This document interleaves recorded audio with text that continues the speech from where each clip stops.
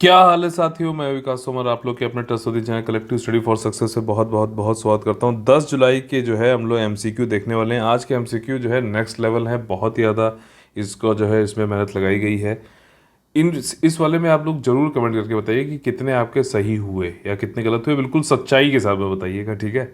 और pen paper लेके बैठिए आराम से। अगर आप लोगों ने 10 जुलाई का सुबह वाला करंट अफेयर नहीं देखा है तो पहले वो देख लीजिए। 6 बजे आता है डेली सुबह। और ये जो एमसीक्यू वाली है, जो आपका वीडियो है, ये आपको मिल जाता है 10 बजे के आसपास। ठीक, 6 बजे देख लीजिए। 4 घंटे गैप है यार, और आधे घंटे का होता है ज़्यादा से ज़्यादा। तो उसको तो कितनी बार आप देख सकते हो, 8 बार देख सकते हो अगर चाहो तो 8 तो उसके बाद जो है 10 बजे आपको ये एमसीक्यू मिल जाते हैं, करंट अफेयर पे बेस्ड होते हैं। हालांकि इसमें जनरल स्टडीज़ को भी जोड़ लेते हैं।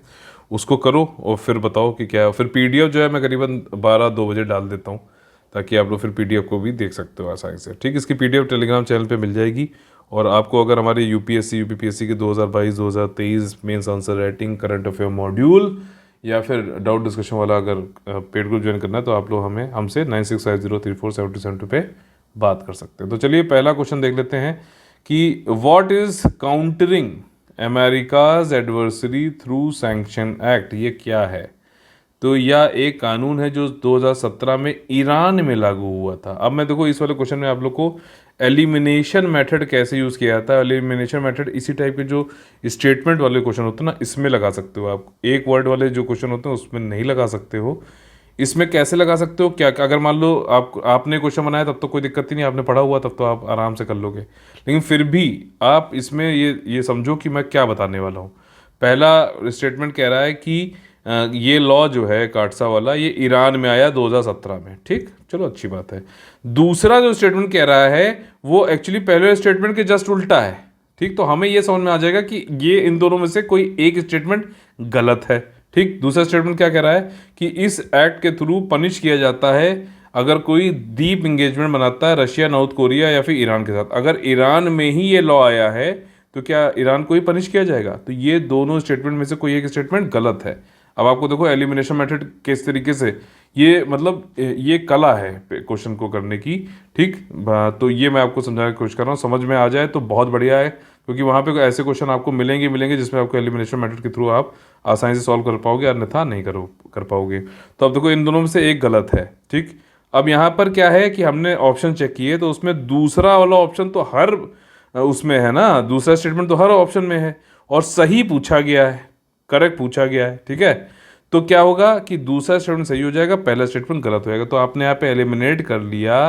पहला वाला स्टेटमेंट किस में है, ए में है, तो ए तो बिल्कुल नहीं है, और डी में है तो डी तो नहीं है। तो अब बचा कौन सा, सी और बी। एलिमिनेशन यहीं तो बैठे थे। और ये वो वाला जो है ऑप्शन मतलब क्वेश्चन हो गया जिसमें मैं कहता हूँ कि दो ऑप्शन आपके पास बचे जिनमें से आपको मालूम है कि कोई एक आंसर होने वाला है। मेरी बात समझ में आई। और इस टाइप वाले क्वेश्चंस को मैं कहता हूँ कि सेकेंड रीडिंग में आपको जरूर इसको अटेम्प्ट करना चाहिए। ठीक, दो तो है ही है, बस आपको तीसरा वाला देखना है कि भैया ये सही है या गलत है। ठीक, तो अगर आप यहाँ पे पढ़ोगे और सुबह वाला आपने करंट अफेयर देखा तब तो आपके लिए आसान हो जाएगा। मैं तब का बता रहा हूँ जब आपको नहीं आ रहा है। लेकिन आप एलिमिनेशन मेथड और किस तरीके से दो वाला सेकंड रेटिंग वाला दो ऑप्शन बचे उनमें से कोई एक है, सारी मतलब ये क्वेश्चन मैंने इस तरीके से बनाया है कि आपको ये सारी चीज़ें समझा सकूँ। वहीं ये मतलब एक जो है मोटिव है इसका करंट अफेयर का या फिर एमसीक्यू का वीडियो बनाने का, कि मैं आपको समझा भी सकूं कि एग्जाम आवर में आप कैसे अप्रोच करोगे। ये नहीं कोई बताएगा आपको, जो है दिन भर करंट अफेयर एमसीक्यू जो है देता रहेगा हर जगह से, लेकिन आपको यही नहीं पता है कि एमसीक्यू सॉल्व कैसे करना है। तो आप कैसे कर पाओगे। मटेरियल तो कोई दे सकता है आपको, मैं कहता हूँ कुछ भी दे सकता है, गूगल ही तो करना है। लेकिन उसको अब गूगल के थ्रू तो एग्ज़ाम नहीं कंडक्ट होने वाला है ना, वहाँ तो गूगल मिलेगा नहीं। तो आपको कैसे करना है, आपको उतना करना है और वो अप्रोच रखना है जिससे आपका सिलेक्शन हो। तो यहाँ पर देखो तीसरा स्टेटमेंट जो है, मान लीजिए आपको दूसरा और तीसरा ये जो सी और बी में से नहीं भी समझ में आ रहा, तब भी आप जरूर एक इसमें से मार्क करके आना, क्योंकि 50-50 प्रोबेबिलिटी है। और अगर 1/3 नेगेटिव मार्किंग है तब भी अगर आपके 10 में से 5 सही 5 गलत हो गए तब भी आप पॉजिटिव में ही रहोगे इन 10 क्वेश्चन में, जिसमें आपको दो ऑप्शन में से कोई एक डाउट है, ये समझ में आ रहा है। तो यहाँ पे देखो क्या है कि सिग्निफिकेंट ट्रांजेक्शन यहाँ पे अगर रशिया इंटेलिजेंस के साथ में कोई करता है तो उसके खिलाफ 6 तरीके के एटलीस्ट सेंक्शन लगाए जाएंगे। तो 6 नहीं है यहाँ पर है 5। ठीक, तो तीसरा स्टेटमेंट गलत हो गया, सही पूछा गया, तो ओनली सी आंसर हो जाएगा। देखिए इसके आंसर भी मैंने दे रखे हैं वहाँ पे, आपको दिखाता हूँ अभी। ठीक है, तो देखिए पहले क्वेश्चन का आंसर है सी, 2 ओनली होगा, यूएस में आया था और एटलीस्ट 5। ठीक, मार्क करके रेड वेड बना के सब कुछ बहुत मेहनत से आपके लिए काम किया जा रहा है। सिर्फ आप लोगों से जो है एक ही चीज़ हम उम्मीद करते हैं, वो है मोटिवेशन। लाइक शेयर सब्सक्राइब और कमेंट जरूर करें कि क्या कितने क्वेश्चन सही हुए कितने गलत। चलिए चलते हैं अपने क्वेश्चन पे। अगला क्वेश्चन है क्वेश्चन नंबर 2। इसमें पूछा गया है कि करेक्ट स्टेटमेंट बताओ। ठीक है, जरूर देखा करो करेक्ट है कि इनकरेक्ट है। करेक्ट स्टेटमेंट बताओ रिगार्डिंग पोलावरम इरिगेशन प्रोजेक्ट। तो ये मल्टीपर्पज इरिगेशन प्रोजेक्ट है, गोदावरी रिवर के बैंक पे है, आंध्र प्रदेश में है। तो ये क्या स्टेटमेंट सही है? अंडर कंस्ट्रक्शन ये मतलब प्रोजेक्ट है, एकदम सही है, आंध्र प्रदेश में गोदावरी रिवर पे। दूसरा स्टेटमेंट ये है कि इसको एक प्राइवेट प्रोजेक्ट बनाया गया है। नहीं भाई, प्रोजेक्ट प्राइवेट नहीं है, ये एक नेशनल प्रोजेक्ट है। ठीक है, दूसरा स्टेटमेंट गलत हो गया। अब यहाँ पे एलिमिनेशन मेथड करो आप।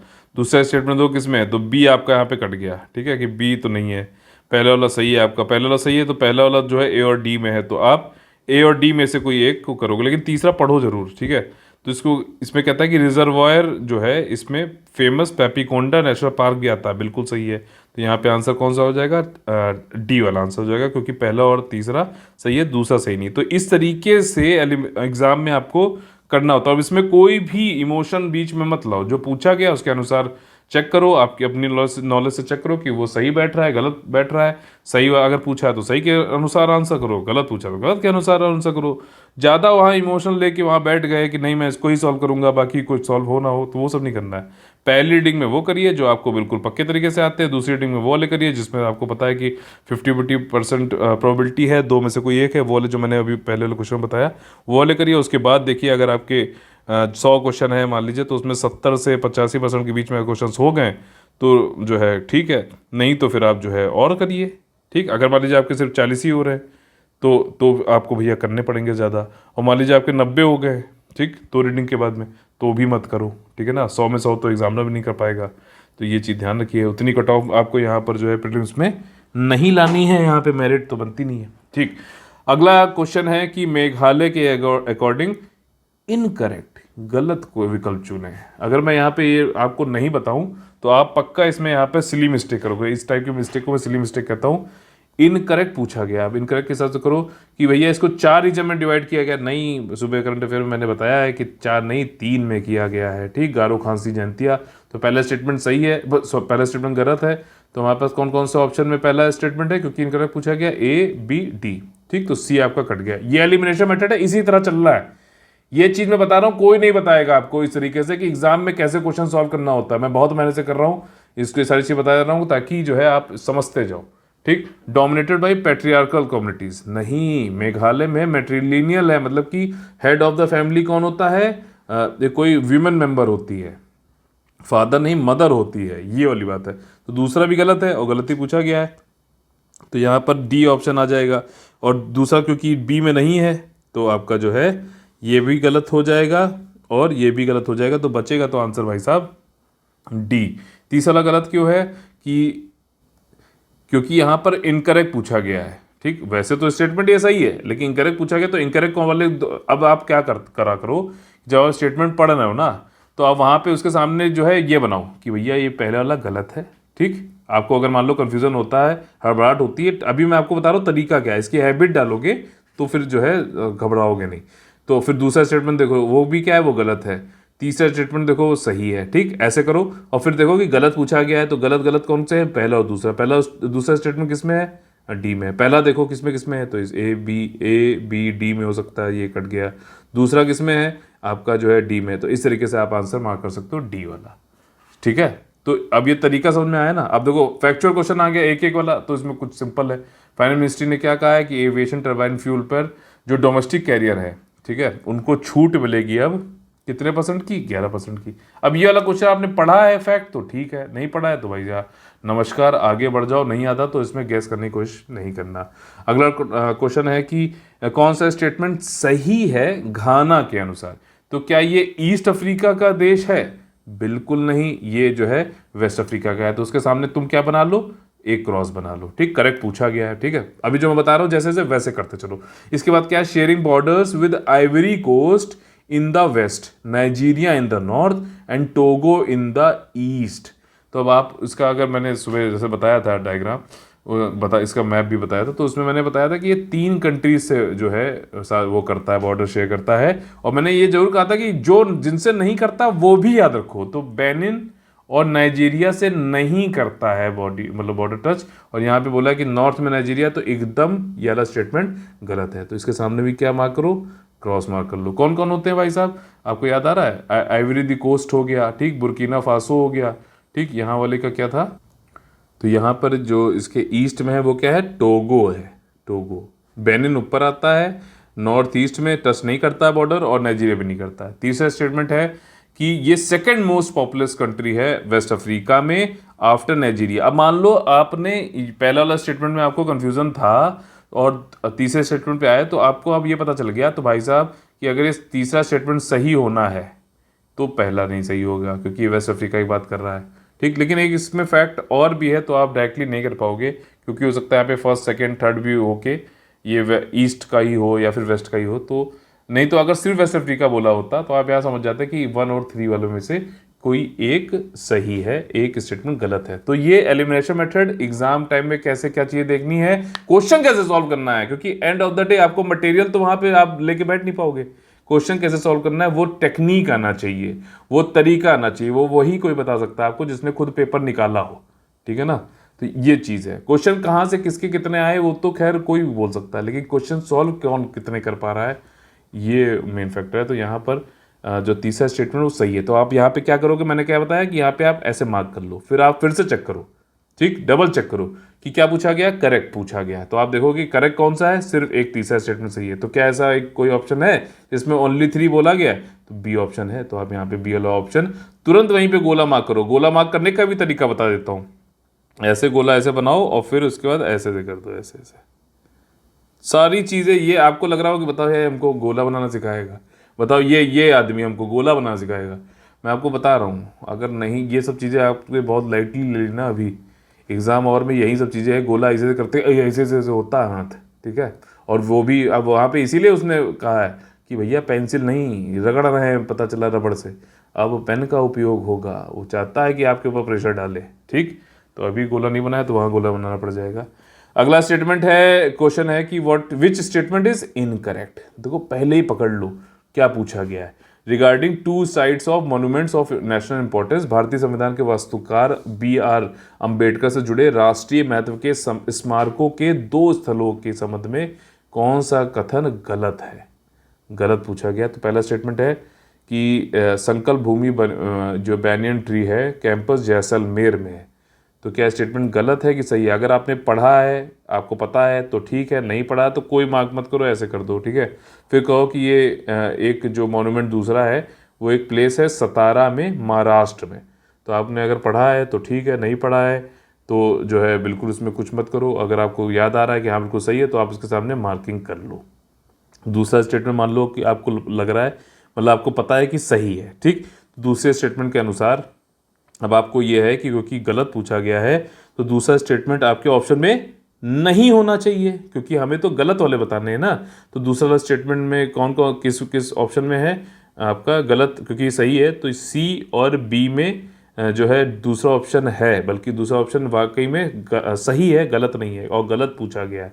यही थोड़ी बहुत गलतियाँ होती हैं, ठीक। तो यहाँ पे आपका C और B नहीं हो सकता, ठीक, और C और B नहीं हो सकता, C और B नहीं हो सकता, तो फिर आप उसमें एलिमिनेट कर लो, ठीक। आपके पास 2 बचे A और D, ठीक है। तो या फिर यहाँ में इनमें से कोई भी नहीं है भाई साहब, दोनों ही सही है, ठीक। और या फिर जो है पहला वाला गलत हो सकता है, यही तो है। तो आप इसमें भले ही आपको ना आए, मैं कहता हूँ तब भी मार्क जरूर करना, या तो A करना या फिर D करना, ठीक। वैसे इसमें देखिए जैसलमेर में नहीं है, ये आपके वडोदरा डिस्ट्रिक्ट में। तो ये वाला स्टेटमेंट है गलत, और गलत पूछा गया तो इसलिए आंसर हो जाएगा A, ठीक। अगला क्वेश्चन है, which committee put the report that the number of OBC and SC/ST Muslims at 40% all India 2004-05। अब देखिए इसमें सही आंसर जो है OBC मुस्लिम पे के ऊपर, मुस्लिम्स कम्युनिटी के ऊपर कौन सी कमेटी बनाई गई थी आपको पता है, उस कमेटी का नाम है सच्चर समिति। लेकिन यहाँ पे हमारा जो है मोटिव ये नहीं है कि आपको जो है पूछा गया वो मतलब इजी क्वेश्चन आपको लग रहा है आपने आराम से कर लिया। अब ये 40-80% में भी हो सकता है थोड़ा बहुत कंफ्यूज हो, लेकिन आप यहाँ पे चांस ले सकते हो। मुस्लिम से संबंधित एक ही कमेटी बनाई गई है साक्षर कमेटी, जो कि सब बहुत मतलब सबको पता है। ठीक, यहाँ पे क्या है कि बाकी जो नाम हैं कमेटी के, उनसे संबंधित कौन कौन से हैं, तो चलिए अपने चलते हैं आंसर्स पे। तो देखिए यहाँ पे एक्सप्लेनेशन में आपको बहुत अच्छे अच्छे एक्सप्लेनेशन सब मिलेंगे सब में, ठीक है ना। देखो विद रेड करके बताया गया है कि भैया कौन सी चीज़ पे आपको फोकस करना है पूरा, मतलब आखिरी में जब आप इसको रिवाइजन करोगे तो आपको आसानी होगी। साक्षर कमेटी मुस्लिम संबंधित है। महेंद्र देव वर्मन कमेटी जो है मनरेगा को CPI consumer price index rural labourer से जोड़ने के लिए कहा था, ये मतलब इसके लिए कमेटी बनाई थी महेंद्र देव वर्मन कमेटी। सुनील मेहता कमेटी, ये नॉन परफॉर्मिंग एसेट जो होते हैं ना, जो 90 दिन के बाद अगर कोई लोन नहीं वापस कर रहा है, EMI नहीं डाल रहा है, तो नॉन परफॉर्मिंग एसेट हो जाता है, तो उससे संबंधित सुनील मेहता कमेटी थी। KV कामत कमेटी, ये स्ट्रेस्ड एसेट में आती है, स्ट्रेस एसेट का ही एक पार्ट NPA भी हो सकता है। तो इकोनॉमी के कुछ कुछ चीज़ें हैं, मैं आपको बस ये बता रहा हूँ कि साक्षर कमेटी के अलावा बाकी जो कमिटीज़ हैं उनके बारे में भी सब पूरा एक्सप्लेनेशन बहुत ही डिटेल देते हैं हम लोग, तो इसको जरूर देख लीजिएगा। और किस तरीके से क्वेश्चन सॉल्व करना वो तो मैं आपको पर्सनली बता भी रहा हूँ 1 to 1। चलिए नेक्स्ट क्वेश्चन चल लेते हैं, क्वेश्चन नंबर 8। ठीक है, कौन सा एडिशन का G20 heads of state and government summit होने वाला है बाली इंडोनेशिया में? तो वो है 17th, 2023 का होगा इंडिया में 18th, और उसके बाद 2024 का होगा 24 का होगा इटली में, ठीक, वो होगा 19th। तो याद रखना इस तरीके से कहाँ कहाँ पे होने वाला है। ठीक, अगला क्वेश्चन है question number 9, choose the correct statement regarding G20। तो ये पहली बार जो है 1999 में हुआ था, इन द बैकड्रॉप ऑफ, मतलब ये फॉर्म हुआ था यहाँ पर, मतलब पहली बार इसका सबमिट जो है वो तो बाद में हुआ है। ठीक, पहली बार ये फॉर्म किया गया था, ये G20 ग्रुपिंग 1999 में। 1990 के जो फाइनेंशियल क्राइसिस हुई थी ईस्ट इंडिया और साउथ ईस्ट एशिया कंट्री में, उसके बाद। ठीक, तो क्या स्टेटमेंट पहला वाला सही है? पहला स्टेटमेंट गलत है, क्योंकि यहाँ पे ईयर पे खेल रहा है वो, समझो। ये फैक्ट जो है, आपको स्टेटमेंट क्या क्या चीज़ देखने वाली है, यहाँ पे देखने वाला ईयर क्या सही है कि गलत है, फिर आपको देखना है कि ये जो वित्तीय संकट बताया है ये कहाँ कहाँ पे बताया है। ऐसा तो नहीं US में बता दिया है, तो नहीं, आपका जो ये साउथ ईस्ट एशिया वाली कंट्री बताया तो ये तो सही है, लेकिन इस पर आपको संशय हो सकता है अगर आपने पढ़ा नहीं है। अगर पढ़ा है तो आपको पता होगा कि यहाँ पर 98 होना चाहिए। ठीक है, तो ये हो गया अगला टॉपिक। अब ये पहला स्टेटमेंट तो गलत है, ठीक है, और पूछा यहाँ पे क्या गया, करेक्ट। तो पहला स्टेटमेंट गलत है, तो दूसरा वाला जिसमें होगा वो वाला ऑप्शन आपका आप हटा दो। ठीक, या अभी भी कर सकते हो, या फिर पहले तो यही करो कि हर स्टेटमेंट सामने गलत है सही मार्क करो, अपनी जो तुम्हारे समझ में आ रहा है, तो अपनी नॉलेज के हिसाब से जो भी पढ़ा है उसके अनुसार। ठीक, मैं बता रहा हूँ आपने लिमिटेड भी पढ़ा हो ना, तब भी ये जो तरीके बता रहा हूँ मैं, ये आपको बहुत काम आने वाले हैं, और ये कोई नहीं बताता, मैं आपको बता रहा हूँ, कोई नहीं बताता। जो अगर यही बता देंगे तो फिर तो सिलेक्शन लेना बहुत आसान भी हो सकता है सबके लिए। ठीक, और बाकी लोग भी, अब देखो ये सारी जो टेक्निक होती है ना, इनको कोई कॉपी पेस्ट नहीं कर सकता। ठीक, इसको समझना जरूरी है। तो इसलिए मटेरियल तो कई लोग कॉपी पेस्ट कर सकते हैं, लेकिन जो टेक्निक है जो हम लोगों ने खुद से सीखी है, बनाई है और सक्सेसफुल भी है, इसको कैसे कॉपी करोगे? इसके लिए दिमाग थोड़ा कॉपी कर लोगे, तो यही काबिलियत को कॉपी नहीं कर सकते, ये समझना जरूरी है। दूसरा स्टेटमेंट कहता है कि पहला G20 समिट फॉर्म हुआ 98 में, समिट लेकिन पहली बार कहाँ हुआ? वॉशिंगटन DC में हुआ। ये तो स्टेटमेंट, ये तो फैक्ट सही है उसमें, लेकिन 2008 में हुआ कि नहीं हुआ ये देखने वाला। तो इस वाले क्वेश्चन में आपको समझ में आ गया कि एग्जामिनर जो है पूरा फैक्चुअल हो चुका है, तो वो ये देखना चाह रहा। तो इसमें आपको पता चलेगा कि 2000 कब हुआ? 8 में हुआ। ठीक, उसके बाद जो है तीसरा स्टेटमेंट है, तो दूसरा स्टेटमेंट भी हमारा क्या हो गया? गलत हो गया। फिर इसके बाद जो है आपका ये पूछा गया है कि तीसरा स्टेटमेंट जो है कि इटली, बर्मा और इंडिया ये तीनों मिलकर ट्रॉयका बनाएंगे। तो मैंने आप लोगों को सुबह पढ़ाया था, इंडोनेशिया, इंडिया और इटली ये तीनों मिलकर जो है ट्रॉयका बनाएंगे। तो तीसरा स्टेटमेंट भी गलत है। तो अब आप कहोगे सर सारे गलत आपने बता दिए और इस तरीके का कोई ऑप्शन तो आ नहीं रहा। तो ये इसीलिए मैंने किया है कि कई बार आपको ऐसा लगेगा कि ये वाला स्टेटमेंट गलत है या फिर ये गलत है, तो फिर आपको रीचेक करना पड़ेगा। क्योंकि आप जब इस तरीके से आओगे ना कि ये गलत है जो अपनी नॉलेज के अनुसार, फिर आपको ये तो बिल्कुल पक्का पता है स्टेटमेंट क्या गलत है, तो ये वाला गलत है तो सी तो ऑप्शन हो नहीं सकता। ठीक, ये आपको समझ में आ गया। और चूंकि पहला वाला स्टेटमेंट भी आपने देखा था, वो भी आपको पक्का पता है कि गलत है, तो वो वाला 1 भी नहीं हो सकता। तो अब यहाँ पे करेक्ट पूछा गया, तो स्टेटमेंट अब आपको 2 पे संशय है, और डी भी तो हो नहीं सकता क्योंकि 1 और 3 गलत हो गया। तो 2 पे संशय है, तब भी आप देख लेना, ये समझ लेना कि बी ही आंसर होगा यहाँ पे, तो आप लगा देना बी पे। थोड़ा संशय भी है कोई बात नहीं, लेकिन आप 3 और 1 पे तो श्योर हो ना, तो उस हिसाब से कर सकते हो। ये भी एक एलिमिनेशन मेथड का पार्ट होता है, और ये मैं इस तरीके से इसलिए मैंने बताया ये कि एग्ज़ाम हॉल में ये होता है। चलिए इसका मैं आपको एक्सप्रेशन दिखा देता हूँ। और देखिए यहाँ पर डॉजिंग पे डॉजिंग चल रही है।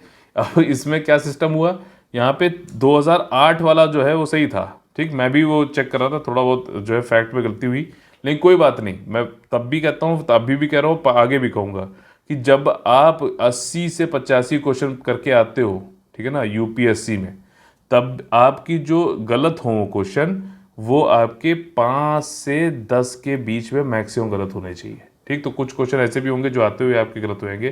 तो देखो यहाँ पर मैं इसमें क्या हुआ, मैं फैक्चुअल में मेरे रिवीजन नहीं था तो मैं फंस गया, ठीक है। मैंने सारी टेक्निक लगाई, सब कुछ है, लेकिन फैक्ट में मैं फंस गया कि मुझे यहाँ पे तो 1998 याद था, और यहाँ पर जो है 2009 याद था, ठीक। क्वेश्चन भी एग्जामिनर ने उसी हिसाब से पूछा था, तो जो है मैं यहाँ पे फंस गया। तो अब यहाँ पर हम भी फंस गया, बस खत्म हो गया, आगे बढ़ गया, ये तो ना करना है। हमें क्या सीख मिलती है कि हम कैसे ऐसे क्वेश्चन सही कर सकते हैं, मल्टीपल रिवीजन, ठीक। 3R क्या है, रिवीजन रिवीजन रिवीजन। ये नहीं किया तो कुछ नहीं होगा। तो चलिए आज का सेशन यहीं पे खत्म करते हैं। काफ़ी मुझे लगता है कि आप लोग को हेल्पफुल रहा होगा, एक इंसाइट मिलेगी कि किस तरीके से एग्जाम हॉल में क्या चीज़ें होती हैं, और प्रैक्टिकल मतलब है, कोई थ्योरेटिकल चीज़ नहीं है यहाँ पे, प्रैक्टिकल आपको पूरा प्रैक्टिकल एग्जाम्पल यहाँ पे देता हूँ कि कब क्या चीज़ें आप सोच सकते हो, क्या चीज़ें गलत जा सकती है, फिर उससे आपको क्या सीखना है। पूरा हमारा यहाँ पे क्या मेन मोटिव है, सुधार करना। अभी सारी गलतियाँ कर लो ताकि एग्जाम से पहले सब गलतियों को सुधार कर लो। फिर भी कुछ जो गलतियाँ होंगी वो तो होंगी ही होंगी, लेकिन वो मिनिमाइज्ड हो जाए, आंसर सही करने की हैबिट बन जाए, वो जरूरी है, ठीक।